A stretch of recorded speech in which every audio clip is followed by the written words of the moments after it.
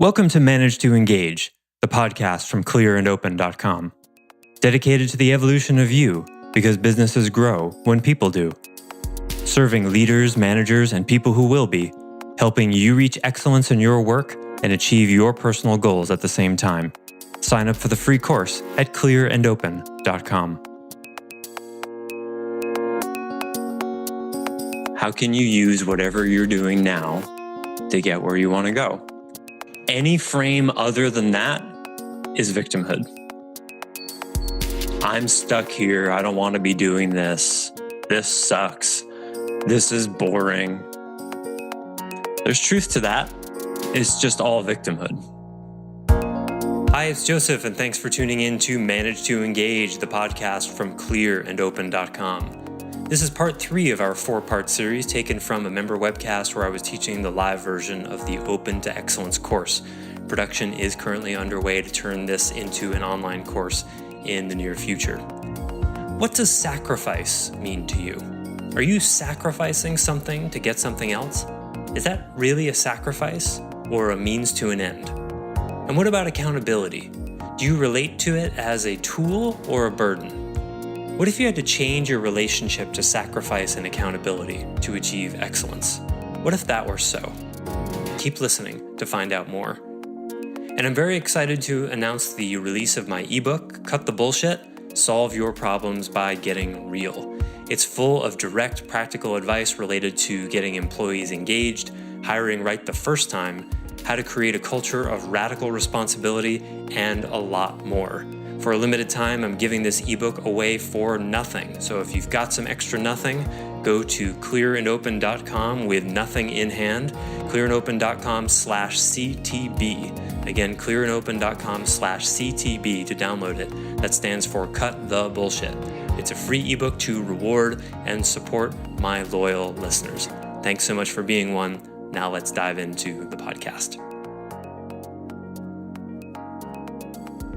So I finished my master's degree when I was working full time and I was pregnant, and I was teaching yoga a couple nights a week, and I was so exhausted and I felt like my brain was like slogging through mud or something. But so one of the tools that I used then that somebody told me, a mentor I had, a woman that had helped me a lot on my path, and I still use it and tell my own kids now, is like, I just always if I look at the whole thing, it felt overwhelming. So I would just look at the next step. Like I pictured it like a big hike, where if you look at the peak, you go, oh my God, I am so tired. I can't do that. But if I look at my very next footstep, and looking up. I don't know if that's a good, there's that keep your eyes on the prize philosophy, but sometimes I was so tired and overwhelmed that I felt like I would never get there. So I just looked at like, what's my next footstep? Yeah. Oh, I want to say 5 things at once about that. Thank you. And yeah, it's the vision exists and you want to have it written down so that you can focus just on the next step, right? That frees you to be able to take just one step. So ideally with any vision, you have the long-term vision created, written down. You can see it. And then you break that down into steps and habits and smaller commitments so that you don't have to hold the whole vision. You can just trust in those smaller pieces. If you take one step generally in that direction, you're going to get closer to that peak. You get to trust in that so that when you're really tired and you can't really hold the vision and you can't hold the whole journey in your head, you don't have to. On this subject of holding the whole vision in your head, make an advertisement for coaching here. One of the things a coach does is they're holding the whole journey for you when you can't. And I've got someone who does that for me. In fact, I'm seeing her today.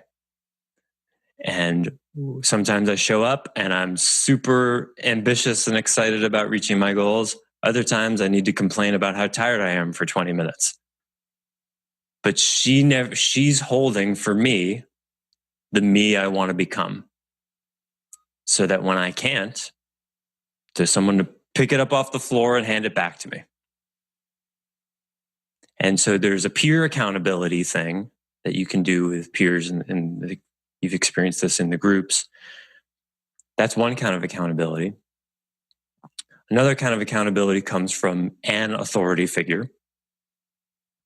I hold that a coach, the way I coach is I adopt a kind of authority role. Not all coaches do that. Some of them do more of a peer thing. There's pros and cons to both. But the way I see it is there's three kinds of authority figures you can have in your life. You can have a peer accountability, which is not really authority. It's someone who is at the same level as you, whatever that means. But they're going to reflect to you what they see in an honest way. There's an authority, someone who doesn't have a direct kind of influence over your life, in that, like, they can't fire you. And then you can have the authority. And the authority, for most people who have jobs, is your boss. And that's a very different kind of accountability. Now, all three of those kinds of accountabilities have sort of different flavors, different frequencies. Hear me when I say use them all. And I say that really intentionally. You use them. Use them. The employee mentality is the boss is the man, right?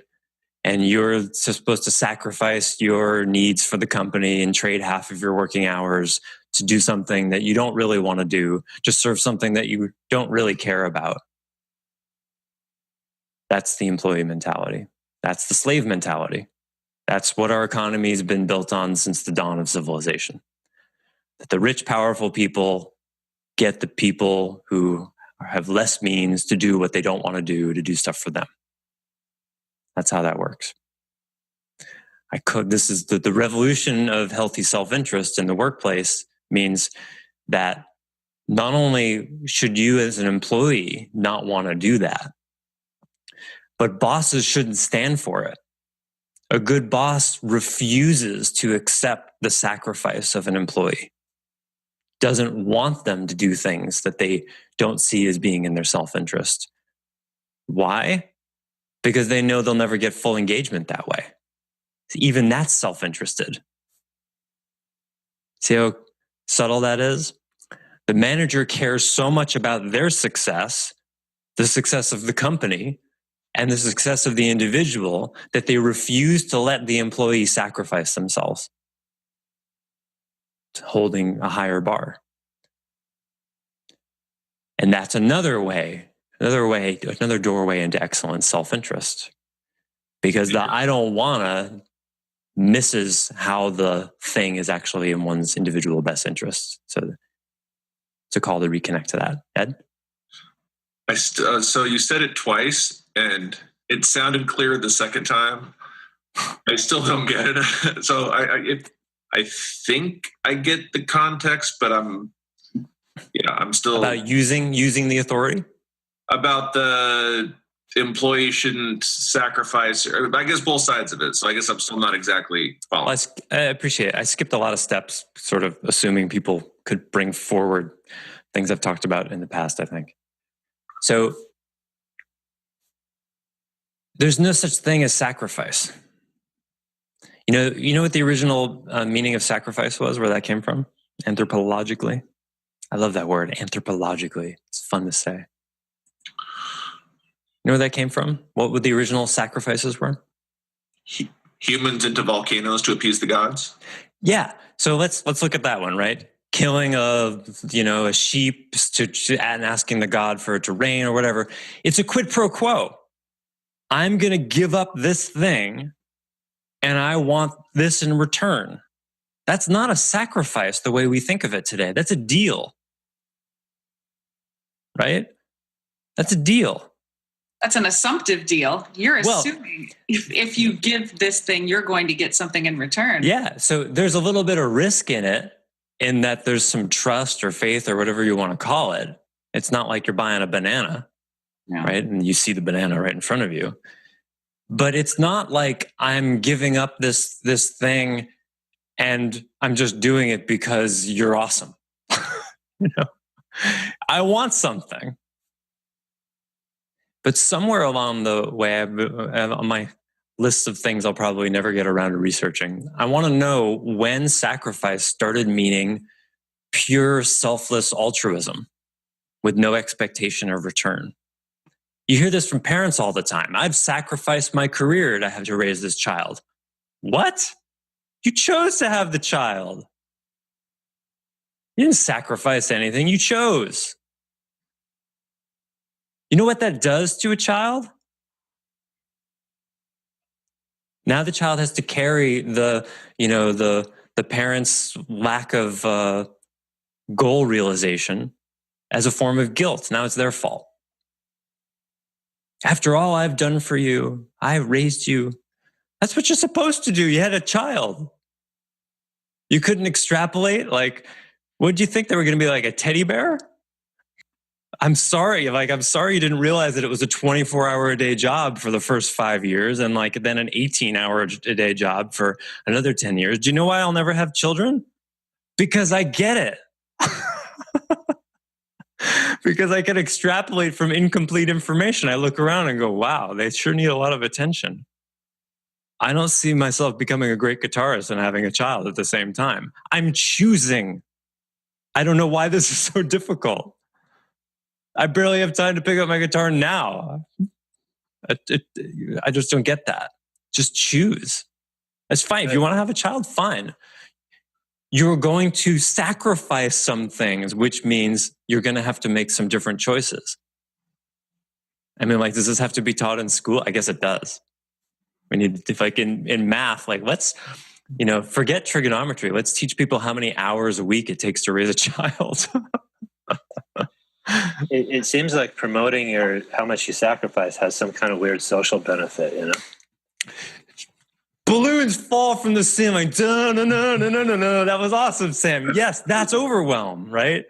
Look at me. I'm an altruistic, valiant parent. I'm taking care of. That's what you're supposed to do. You chose to have it. Now you got to spend the hundreds of thousands of dollars and hundreds of thousands of hours to do a good job with it. And you think you should get a medal for that? Well, in one way you should. It's probably the hardest thing in the world to do. But you chose to do it. And you didn't have to, No, it's like one of my best friends is vegan. And when she first went vegan, I told her, you know what? Scientists have concluded it's totally possible to become vegan and not tell anybody about it. Oh my God, I almost snarfed. Oh my God, that's so good. That's the funniest thing I've heard this week.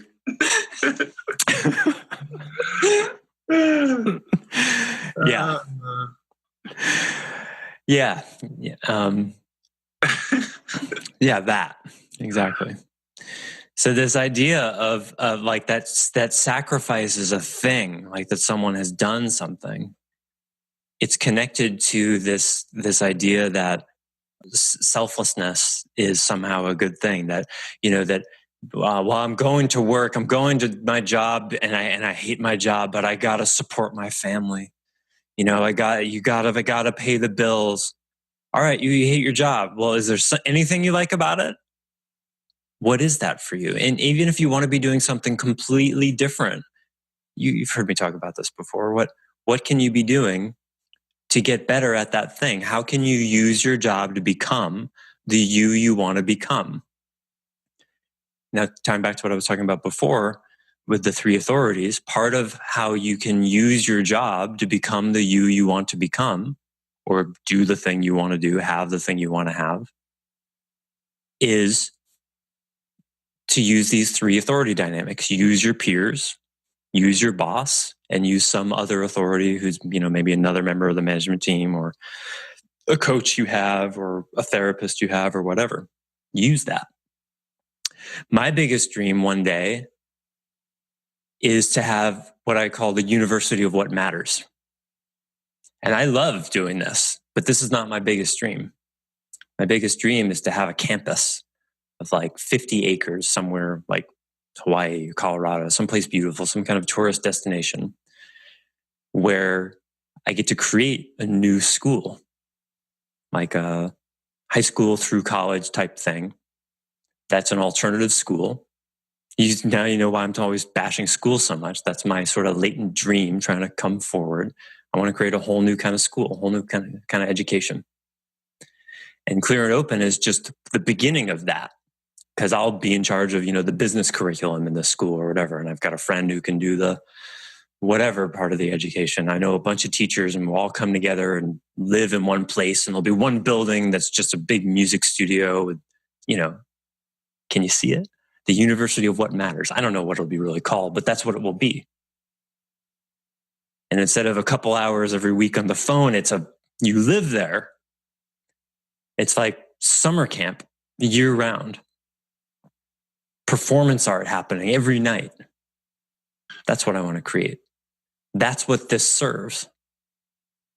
So on the mornings where I wake up and go, oh my God, I have nothing else to say about excellence. I've been talking about it for like a year straight. I think about the University of What Matters. And I think about, who am I going to need to be? Am I going to run that thing? Am I going to oversee 100 people? The me that I am now can't do that. Not yet. I don't even know if I can be that. But I've had this dream since I was a kid, and I got to honor it. How can you use whatever you're doing now to get where you want to go? Any frame other than that is victimhood. I'm stuck here. I don't want to be doing this. This sucks. This is boring. There's truth to that. It's just all victimhood. Responsibility for excellence means, hey, there's a weight. How can I use it to make me stronger? I'm not saying that's easy. I'm just saying I don't know what else to do. That could happen 100 times a day. Something that you made me think of a feeling I had in my early 20s when you're talking about a camp year round. So I was a camp counselor for 4 years through college. And the harshest transition was coming back to quote unquote real life. And it was devastating because you're in this area where you're living under, values that you've defined and are able to live 24/7 for an entire summer. And then you go back to your job and your school and whatever. And to me personally, I don't know for others, that might be the hardest part of all this work, is that philosophically, logically, this all makes sense. But then you step away from the call and you're like, oh, now I got to live it at my 3:30 client meeting. Oh, how do I do that? And it's hard. Yep. It is. Yeah. It's hard. And so flocking together with other birds that look at life the same way is super helpful. There's so much research on the peer group thing. It's not even a question anymore. There's no escape from the difficulty of it, but you can make it easier. That's important to create that bridge, because in any teaching, any kind of inside outside thing, that what you're illustrating really well there is an issue. I feel it like, it's like when I do my 4 or 5 hours on the phone, I'm all inspiring and talking about responsibility. And then, and I hang up my last meeting for the day and I look at the rest of my day and all the stuff where I'm not having the structure of other people. You guys call forth a better version of me, right? And then when the camera's off, I'm just left and it's just me. That's not easy sometimes.